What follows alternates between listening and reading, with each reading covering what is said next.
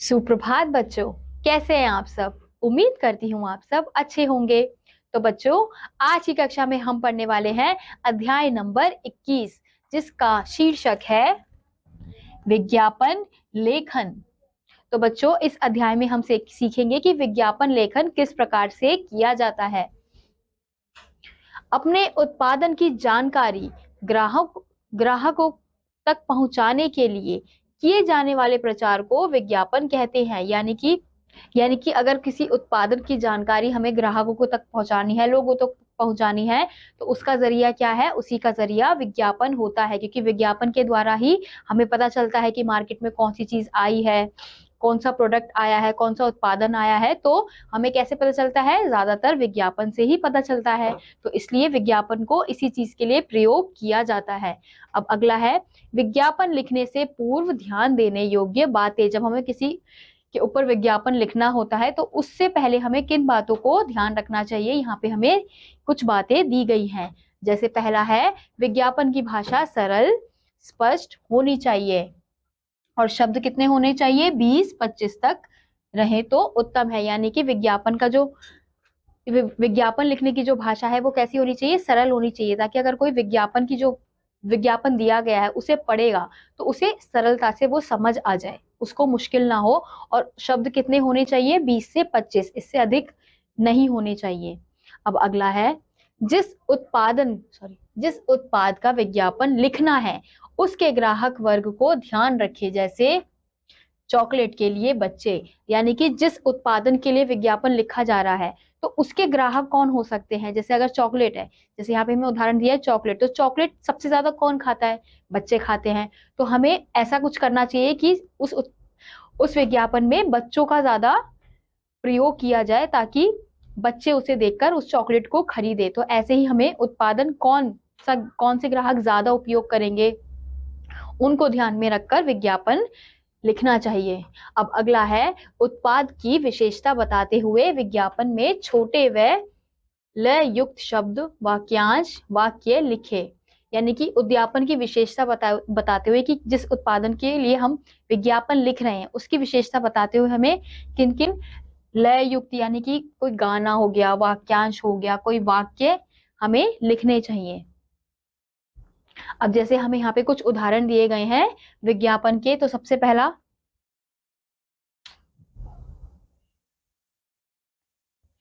पहला विज्ञापन किसका है? कलम यानी कि पेन का विज्ञापन। तो पेन का विज्ञापन किस प्रकार से है? अब यहाँ पे हमें क्या दिया है? पेन का चित्र दिया है और उसके सामने क्या लिखा है? परीक्षा में होना सफल, तो सफल पेन का करे इस्तेमाल, लिखाई इतनी साफ कि मिल जाए पूरे मार्क्स। तो हमने यहाँ पे देखा कि किस प्रकार से वाक्यों का यूज करके पेन का विज्ञापन लिखा गया है।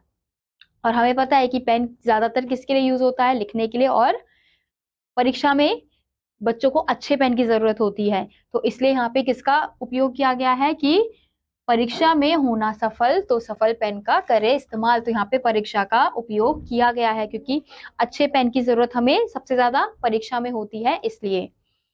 ऐसे ही अगला है, साइकिल का विज्ञापन। तो साइकिल का विज्ञापन किस प्रकार से किया है? यहाँ पे एक साइकिल का चित्र दिया गया है, फिर उसके सामने क्या लिखा गया है?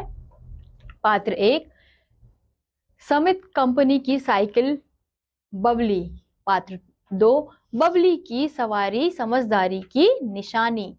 पात्र 3, पृथ्वी को प्रदूषण मुक्त बनाए, 2 पहिया वाहन साइकिल अपनाए। और तीनों पात्र, तो चलो बबली को घर ले जाए। तो यहाँ पे हमने देखा कि इस साइकिल का नाम क्या रखा इन्होंने? बबली। और उससे रिलेटेड ही यहाँ पे हमें पात्र यानी कि वाक्य दिए गए हैं, और वाक्य को किस प्रकार से लिखा गया है कि पृथ्वी को प्रदूषण मुक्त बनाए। अगर हम साइकिल चलाएंगे तो क्या होगा? धुआं नहीं होगा, प्रदूषण नहीं होगा। तो इसलिए यहाँ पे इन वाक्यों का प्रयोग किया गया है विज्ञापन के लिए। तो हमें इसी प्रकार से ऐसे वाक्यों का प्रयोग करना चाहिए। और अगला है हमारा कोरोना। अब यहाँ पे कोरोना का विज्ञापन किस प्रकार से किया गया है? घर रहे सुरक्षित रहे, को से कोई, रो से रोड पर, ना से ना जाए। तो जो कोरोना का जो शब्द है उसको किस प्रकार से यहाँ पे लिखा गया है ताकि कोई रोड पर ना जाए, ताकि व्यक्तियों को पता चले, लोगों को पता चले कि हमें कोरोना के समय क्या करना है, रोड पर नहीं जाना है। तो इस प्रकार से कोरोना का विज्ञापन यहाँ पे किया गया है। अब अगला है मास्क। अब यहाँ पे हमें मास्क दिखाया गया है। कोरोना में हमने क्या सबसे ज्यादा उपयोग किया था? मास्क, क्योंकि मास्क पहन के ही हम बाहर जा पा रहे थे। तो इसलिए यहाँ पे मास्क का चित्र दिखाया है और यहाँ लिखा गया है कोरोना से ना घबराएं, खुद बचें और दूसरों को बचाएं। तो इस प्रकार के वाक्यों का यहाँ पे प्रयोग किया गया है। ऐसे ही अगला है साबुन और पानी से हाथ साफ रखें।